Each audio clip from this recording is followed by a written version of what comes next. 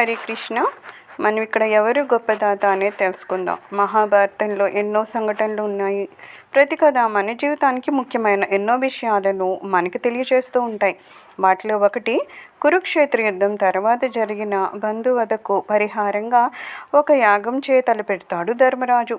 ఎంతో వైభవంగా దానాలు ధర్మాలు చేస్తాడు. వచ్చిన వారందరూ ధర్మరాజు దాన గుణాలను ఎంతో పొగుడుతారు. ఇలా పొగుడుతున్న సమయంలో ఎక్కడి నుంచో ఒక ముంగీసు వస్తుంది. దాని శరీరము సగం బంగారంతో మెలిసిపోతూ ఉంటుంది. వీరందరి మాటలు విన్న ముంగీస ఎగతాళిగా నవ్వుతుంది. అది చూసి అక్కడున్న పెద్దలు నీ నవ్వు కారణం ఏంటని అడుగుతారు. అప్పుడు ఆ ముంగీస తన నవ్వుకి కారణాన్ని చెప్తూ ఇలా అంటుంది, మీరందరూ ఈ ధర్మరాజు ఎంతో గొప్ప దానం చేశాడంటున్నారు. ఇతని దాన గుణాన్ని పొగుడుతున్నారు. కానీ ఓ పేద బ్రాహ్మణుడు చేసిన దానంతో ఈ ధర్మరాజు చేసిన దాన ధర్మాలు సరిరావు అంది.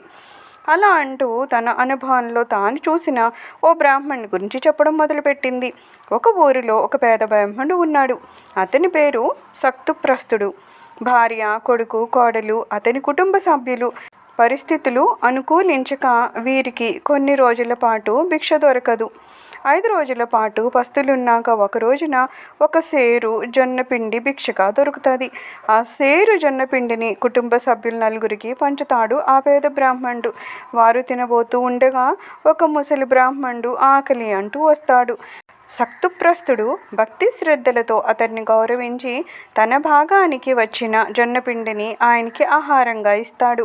అయినా ఆ ముసలి బ్రాహ్మణుడికి ఆకలి తీరదు. దాంతో మిగిలిన 3 ఒకరొకరుగా తమ భాగాల్ని అతనికి ఇచ్చేస్తారు.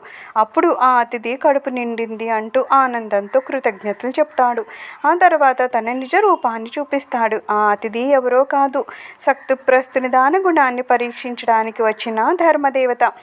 అతని అతిథి మర్యాదలకి దానగుణానికి మదానందాన్ని పొందిన ధర్మదేవత జీవించినంతకాలము సకల ఐశ్వర్యాలు కలగాలని, జీవితానంతరము స్వర్గలోక ప్రాప్తి కలగాలని వరమిస్తాడు అంటూ చెప్పడం ముగించింది ముంగీస.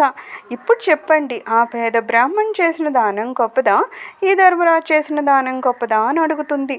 తనకి ఎంతో ఉండగా అందులోంచి కొంత భాగాన్ని అందరికీ దానం ఇచ్చిన వ్యక్తిని గొప్ప దానవంతుడు అని అంటే, ఆకలితో అలమటించిన క్షణంలో కూడా దాన గుణాన్ని విడనాడని ఆ బ్రాహ్మణ్ణి ఏమనాలి అని ప్రశ్నిస్తుంది ఆ ముంగిస.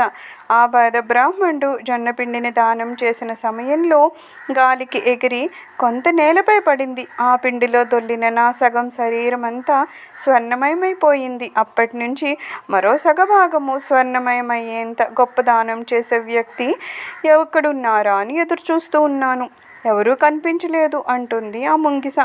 ఇదంతా విన్న ధర్మరాజు నిజమే, ఆ పేద బ్రాహ్మణుడి దానగుణం ముందు తన దానగుణం ఏపాటిదని ప్రేమతో ఆర్తితో ఒక వ్యక్తి దానం చేయాలి కానీ అహంకారంతో కాదు అని ఒప్పుకుంటాడు. మనం దానం చేసిన దాని విలువ అందుకునే వారి అవసరంపై ఆధారపడి నిర్ణయించాలే కానీ ఇచ్చేవాడి స్తోమతపై ఆధారపడి కాదు అని చెప్తుంది ఈ కథ. సర్వం శ్రీకృష్ణ చరణారవిందార్పణమస్తు.